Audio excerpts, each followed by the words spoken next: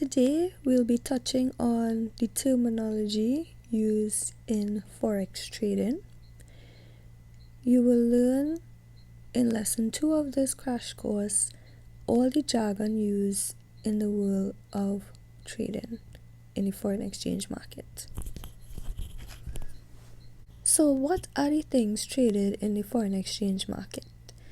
The foreign exchange market is an online exchange for all currencies worldwide. Forecasting fluctuations in the foreign exchange rates is what will enable you to profit when either buying or selling currencies. When you are trading in the foreign exchange market, you are buying one currency and selling the other simultaneously. This is why all currencies are quoted in pairs. In each currency pair, the first currency is the base and the second currency is the quote. So for example, in the currency pair Euro USD, the quote would be in US dollars and you would use US dollars to acquire euros, meaning you would sell US dollars to buy euros. The forex majors are any currency paired with the US dollar. So that would be the Euro USD or Euro dollar, the USD JPY or dollar yen, the GBP USD or pound dollar, the USD CHF or the dollar Swiss franc, the USD CAD or the dollar loonie, AUD USD or the Aussie dollar, and the NZD USD or the Kiwi dollar. Please note that a pair is any symbol that has the USD currency in it. So it is the US dollar versus any other major currency, and the most highly traded pairs are the Euro USD and the GBP USD. The US dollar is involved in 85% of all trading. Forex minors or crosses are any currency traded against another not involving the US dollar. So these are like GBP CHF, which is the pound cross, GBP JPY, the yen cross, NZD JPY, Aussie cross, Euro NZD, Euro cross, GBP Euro, and many others. So please note that a cross is actually a combination of two major currencies other than the US dollar, and it is actually two pairs combined in which the US dollar gets cancelled out. So imagine that you have two major currency pairs, one on top of each other like a fraction, right? And with fractions you can cancel out whatever is on top and below, and you would get the remainder, right, as you can see in the equation. So if you have Euro USD over GBP USD, you'll get Euro GBP. That's just a little math side note so that you could understand that the major pairs are really the basis of forex trading, and everything else after that is rooted in the major forex pairs. Bid versus ask and spreads. When you're looking at a currency pair in your MetaTrader 4 app, you will see two prices, the bid and the ask. The bid is the lower price and the ask is the higher price. Normally, when you attend an auction, you would bid or buy at a lower price, and the auctioneer will ask for or sell at a high price. However, in the foreign exchange market, you sell at a lower price, which is the bid, and you buy at a higher price, which is the ask. So the spread now is the difference between the bid and the ask, and this is quoted in pips or pipettes, and we will talk about pips and pipettes in a later slide. So a real world example of the bid versus ask pricing is when you go in the bank and you go to buy USD with TTD, the local currency. You will buy at a higher price. So you would go and buy the US for about 7 TTD for 1 US. But if you go in the bank 2 minutes later, 1 second later, 1 week later, and you go to sell back the US to the bank, it will be at a lower price or a lower rate, and you would go now sell your US in the bank to get back TT, and you would get like $6 and change, right, which is a lower price than what you would have purchased it for. Make sense? I hope so. Right, so in the MetaTrader 4 app, you will see when you're about to place a position in the market that there are different types of orders or positions that you could take while executing a trade. So that is called market execution and pending orders. So pending orders are positions that traders want to open when they want to begin trading at a particular point in the market. These are future setups, and there are 4 different types of pending orders.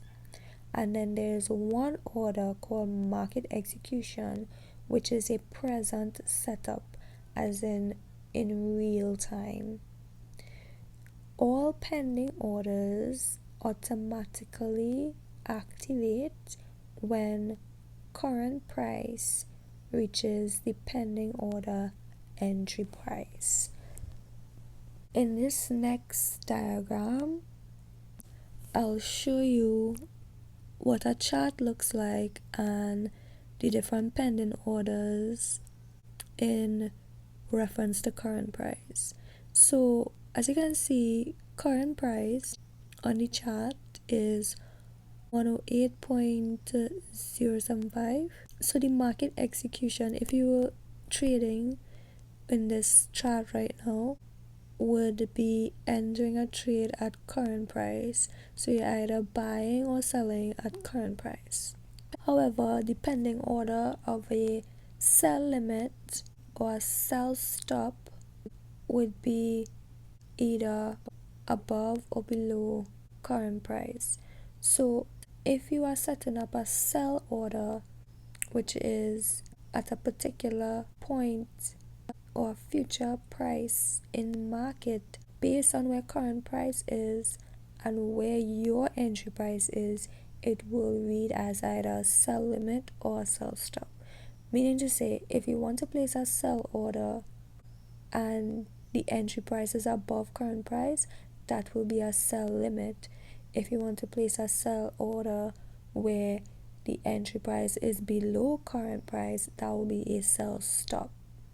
And the same goes for a buy order. So a future setup, which is a buy order, the entry price for the buy order, if it is above current price, it will be a buy stop. If it is below current price, it will be a buy limit. So all in all, these are just future setups that you anticipate to occur in the market based on your analysis instead of just entering the market as it is. Lot size. So lot size is like, I like to call it like a multiplier by which you gain or lose money. So it really is a number that is the amount by which you can gain or lose money as the trade goes either in your favor or against you, right? So there are three types of lot sizes. There's a micro lot, which is a 0.01 position. That's how it will appear in the trading application. And at this position, you will lose or gain approximately 10 cents per pip.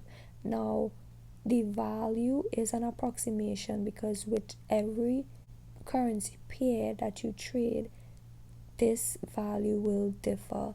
It will never be always a factor of 10. It could be 9 cents, it could be 8 cents, it could be 11 cents, it could be 6 cents. So it varies, but approximately most times it's around 10 cents, right? And the same applies as we go along. So a mini lot is a 0.10 position in which you can gain or lose approximately $1 per pip, and a standard lot, which is a 1.00 position, you will lose or gain around $10 per pip. Now, what the heck is a pip, right? A pip is basically just a unit of measurement for the change of value in a currency pair. So as the market goes up or as the market goes down for a particular currency pair, the pips is the unit of measure that they use. That's basically it. So it comes just like when you're measuring the length or the width of something and you use centimeters, or if you're in the metric system, or if you're not in the metric system, you use inches or what have you. It's the same thing. Pips is just the unit of measure, right? Now, one other thing to note with the lot sizes is that you can have numbers in between, meaning to say that you don't only have to use 0.01 or 0.1 or 1.0. You can have any numbers in between that. So you could have a lot size of 0.02, you could have a lot size of 0.25, you can have a lot size of 2.5, anything that you can imagine. But these are just lot sizes where you could see how the value in pips would change, and therefore you could always use this as a base to calculate how much you would be losing based on the lot size position that you take. A stop loss. A stop loss is like a barrier that you put on each trade that you enter the market, and the main purpose of a stop loss is to protect yourself from losing all of your money if the trade does not go in your favor, right? If your trade is a buy order, then your stop loss will be at a price below your entry price. And if your trade is a sell order, your stop loss will be at a price above your entry price. Okay? And don't worry, the metaphor trading application that you're using to trade will not accept prices that you input. If it is incorrect, it will not accept the trade. So yes, you need to know this information, but if you are still learning and you forget, the app just won't allow you to make mistakes basically when it comes to entering your stop loss and you take profit. Speaking of a take profit, that is the target price at which you wish to exit the market with the money that you would have gained via the trade setup that you entered. So it's basically where you want to take the profits if the trade went in your favor. And the entry price is the price at which you executed the trade or wish to execute the trade. An entry price is only required to be entered when you're placing a pending order, which is a future setup. Otherwise, market execution is at current price, so you don't have to enter the price. When you pull up your chart for the foreign exchange market, you can have the information displayed either through candlesticks or open, high, low, close bars. They are both price bars, but they are two different kinds. So I'll be going over the high, low, close bars. As you can see in the diagram, that each bar has a high and a low, hence the name open high, low close bars. Each bar will open and close, and each bar will have a high and a low, each price bar. In the case of this version of the price bar, the little dash, I would say, that is protruding on the left, and little dash that is protruding on the right, that signifies the highs and the lows. If a bar opens at the bottom and closes at the top, it is a bull bar or a buy bar or an up bar, and it is usually color coded. So in this diagram, it's green, and green is for buy, red is for sell.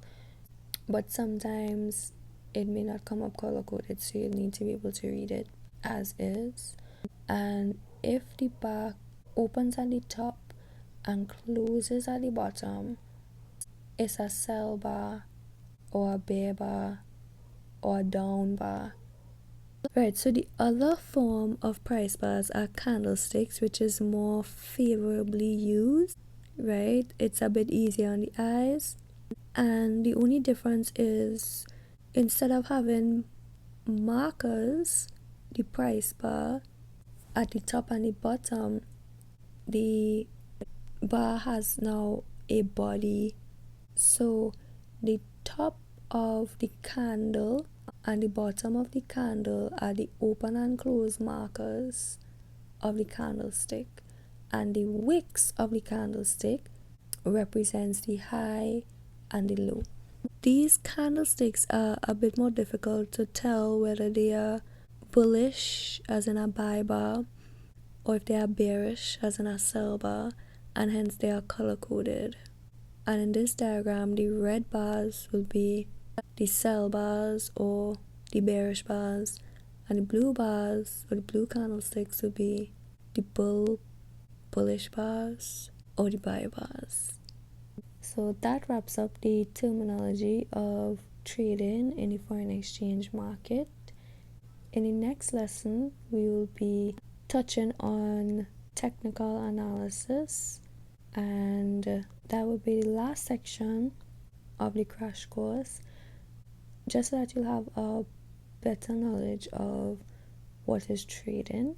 So I look forward to seeing you in the next video.